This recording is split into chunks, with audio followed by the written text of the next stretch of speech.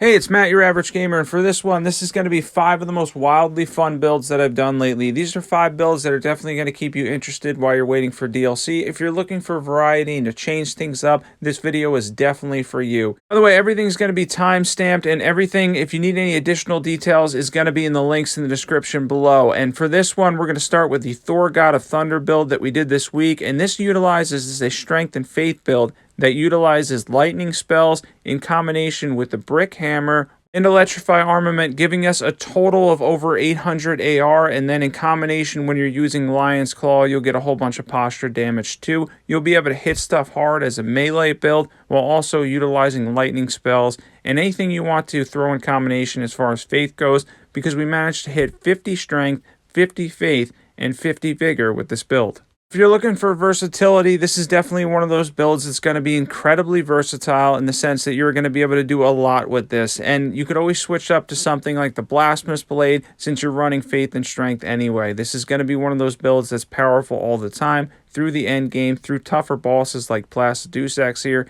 You're not going to run into too much trouble when you're using the Thor God of Thunder build. And being able to use all the lightning stuff is really cool too. I always enjoy the lightning spells. I enjoy anything faith related, and then having that strength gives us, again, the versatility with the combination of those two. I still believe strength and faith is one of the most powerful setups in the entire game. So if you're looking for a lot of power, a build like this will definitely be a setup you can look forward to. This is a 150 build, by the way. I think everyone in this video is going to be a 150 build. As we finish off Placidusax here, we're going to go over buffs, build, stats, everything you need to know for each one of these. And then again, if you need any additional information, it's in the links in the description below. By the way, one of my personal favorite builds is in this video. I'm going to talk about that later, but it ended up being one of my favorite builds pretty much of all time, simply for the way it's set up. We're going to go over that later again in this video. It's something that's really powerful too, that's also faith-based, and it has a lot of versatility as well. So Placidusax went down there, not too much trouble. I think it took a total of 2 tries with the Thor God of Thunder build set up on New Game Plus 7. Went down fairly quickly. Let's get into buffs. First things first, we're going to drink our tear. Then we're going to use Golden Vow. Then we're going to use Hellish Rebirth. This is a faith build, so we might as well get the 40% damage total increase between the two. And then we're going to use Electrify Armament. That's a weapon buff, so it'll stack. And then we can fill up our FP, and then we can use Lion's Claw or smash stuff however you want it, or use lightning spells. Now for equipment, have the Brick Hammer at plus 25 preferably. Gets an S in heavy, by the way. And then you can throw Electrify Armament on it. We have the Gravelstone Seal. We had the Caden chest piece and this whole vibe for the Thor build. Lightning Scorpion Charm, Shard of Alexander, Dragon Crest Great Shield Talisman, Axe Talisman for those charged attacks. Then we have the Lightning tier and the Faith tier as well, so that you can hit 50 Faith and 50 Strength. And now that we're talking about stats, the stats on screen here, we have 50 Vigor, we have 50 Strength, and with that Faith tier, we can also hit 50 Faith. This is a very versatile build, and if you need to hit 51 Poise, you should be able to hit that with the equipment we have and with the amount of endurance we have. This is a very, very solid build and setup stats-wise with a lot of versatility. Next up here was one that was actually surprisingly powerful in the Ice Spear build that I did using the Clayman's Harpoon. This turned out to have a lot of power, definitely can carry you on New Game Plus 7, and it's really enjoyable and fun as well. Ice Spear makes the list of really enjoyable builds for myself because of the fact that it's at a medium range and you can kind of mix in melee, see how long it takes you to build up frost, which usually isn't too long, and then see how much added damage you can get. Ice Spear is definitely going to be one on the list that's incredibly powerful too. You're not going to want to miss out if you haven't tried Ice Spear. It was something I hadn't tried much, and then throwing it on the Clayman's Harpoon turned into a good combination build. Now the Clayman's Harpoon has a C in magic and strength scaling, giving it good damage in cold. You can get a lot of frost on the melee hits, while also getting frost build up on Ice Spear itself. This has versatility too because you're running intelligence, so any kind of spells that you want to mix in, you're going to be able to mix in your spells with a build like this. It's one of those builds where you can get that frost build up, that melee damage, you can use Ice Spear, and then you can throw in a bunch of different spells and kind of main an intelligence build. Now for buffs on this one, first things first, you're going to drink your tier, which has the Faith and Magic tier in it, which is going to give you the ability to do a couple of different buffs. And then we're kind of buffed similar to the last one, where we use Golden Vow, and then we end up using Hellish Rebirth for 40% damage increase, generic damage that's going to increase Ice Spear.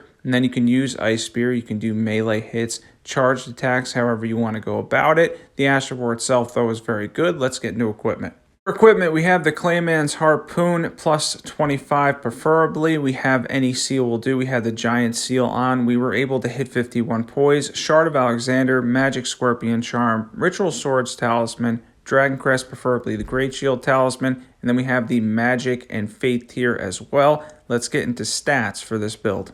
Now for stats, this is going to be mainly for us a strength and intelligence build. Now for Ice Spear itself, it scales well with dexterity, intelligence. It doesn't really scale well with strength at all. But if you're using the Clayman's Harpoon, you're going to get a lot of damage out of it because it has that C in strength and the C in magic, which gives you a good cold option, and you're still going to get good damage out of Ice Spear. Next up here is probably my favorite build on this entire list.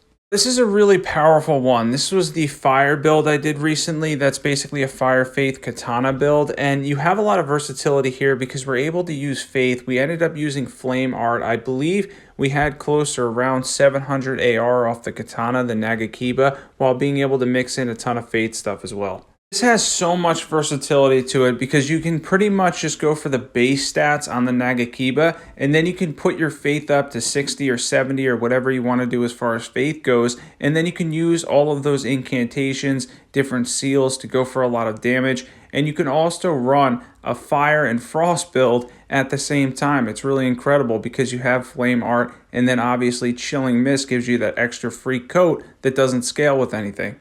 Katana builds kind of take a little bit of a back seat when it comes to curved swords and twin blades and all the crazy jump attack stuff that we're always doing. But with a build like this, you're able to get a main hand weapon that again has over 700 AR, does a lot of damage. We were using Flaming Strike too, which obviously adds even more damage because you have the fire coat as well, and then you have the frost coat on the offhand. You can use both to basically crush enemies. This was on New Game Plus 7 as well. I think everything in this video ended up being a New Game Plus 7. And as far as the build, again, it is one of those things where you're faith-based, so there's so much you can do in terms of versatility. You can throw in a ton of different spells, fire incantations, lightning incantations, anything you want to do with a build like this while running a katana build. It's pretty incredible. Let's get into buffs for this one. For buffs, first things first, we're going to drink our tier, which has the fire tier in it to give us more damage, and you can throw in the faith tier as well, or the defense tier. That one's up to you. Then we're using Golden Vow and Halashaburi again, because a lot of this stuff is faith-based, so why not have 40% more damage for at least 40 seconds? And then we can switch, and I'm on Xbox, so it's Y and LB and then Y and RB back, to coat both our weapons with fire and frost, and then use Flaming Strike, or you can run in and do a lot of damage. This is a great setup and build. Let's get into equipment.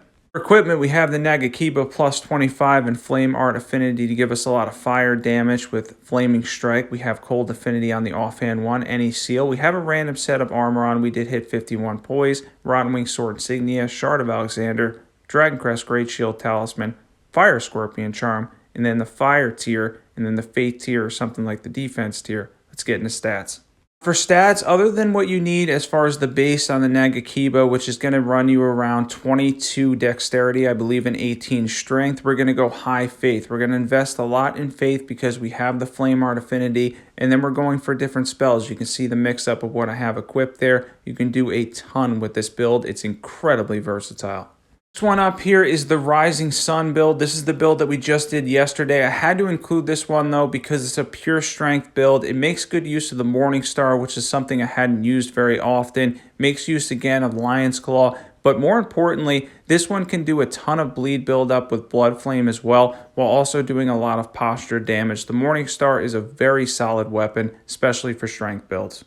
This is one that I really want to talk about the amount of damage you can get from it because you can get a lot. It's something where it swings very fast and then having that good solid strength scaling. It's a B on heavy, but you throw Blood Flame on it, you're getting a lot of damage out of it, and it does a lot of posture damage on the charged attacks. And then you can throw in something like Lion's Claw for the posture damage and damage in general, or you can throw in something like Craig Blade too, because again, you're using something that does a lot of posture damage. And this is a pure strength build and setup the way I have this entire build set up, where you're going to get a lot of damage out of it, and you can single-hand it, you can two-hand it.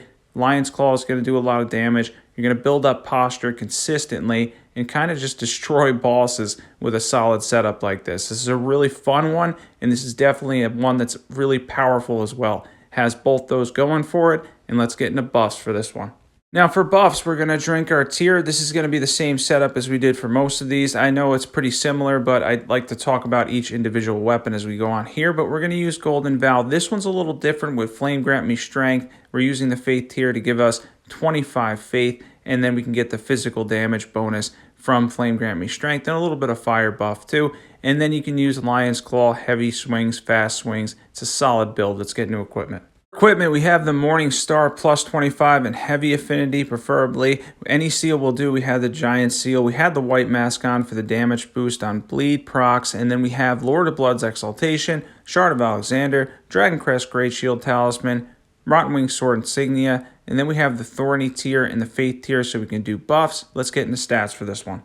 For this is basically a pure strength setup. We managed to hit 66 poise, we have a good amount of endurance, we have 50 vigor, and then we have 75 strength so you can single-hand it or you can two-hand it to basically max your strength stat. You're going to get a lot of damage out of this one, a lot of bleed. This is a solid setup to take on the majority of the bosses in Elden Ring. And next up, the powerful dragon build. This was a really enjoyable one. This is one of the ones that's probably my second favorite on the list that I definitely didn't want to put down because guess what? Dragon incantations can be a lot of fun. There's a wide variety of them. I like using the ones that build up frost there, and then I like throwing in the fire ones. And then the magic one, Glintstone Breath or whatever it is, does a lot of damage as well. These are solid setups to take on the majority of the bosses in the game. You can do a ton of damage with them. They actually have a really incredible amount of range too. And once again, you have a lot you can do with this because you're going to be using the Dragon Communion Seal, which means you're going to be focusing on Arcane. So if you want to run something like, say, the Scavenger Curved Sword Bleed build where you're just completely invested in Arcane and Occult, you can run that and then still get amazing scaling off the Dragon Communion Seal and then run all of your Dragon Communion incantations and whatnot. And you can get a lot of damage, as you can see on screen there as well, out of them. They're quite powerful. Let's get into buffs for this one.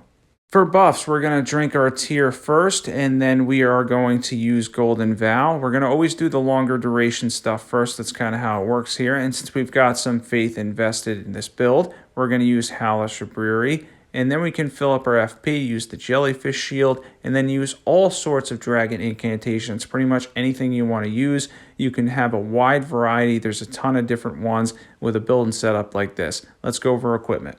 Equipment, we have the Dragon Communion Seal. I had 2 Occult Daggers, but you can do 2 Scavenger Curved Swords on Occult as well. We had the Jellyfish Shield. We had the Raptor's Black Feathers on, Phlox Canvas Talisman, Ritual Swords Talisman, Dragon Crest Great Shield Talisman, the Roar Medallion, and then we had the Magic tier to kind of boost the magic one that does a lot of damage. You can throw something in like the Faith or the Fire tier depending on what you're doing as well. Let's get into stats. This is going to be mainly invested in Arcane with a secondary stat in as far as Faith goes. Now for Faith, it caps around like 30 to 35-ish for the Dragon Communion Seal, and then Arcane will cap between 45 and 50. So you can see on screen there, we kind of cap the damage, and we're able to get a lot. If you go up any levels after that, invest in Arcane because it'll have more of a return than Faith for the Dragon Communion Seal.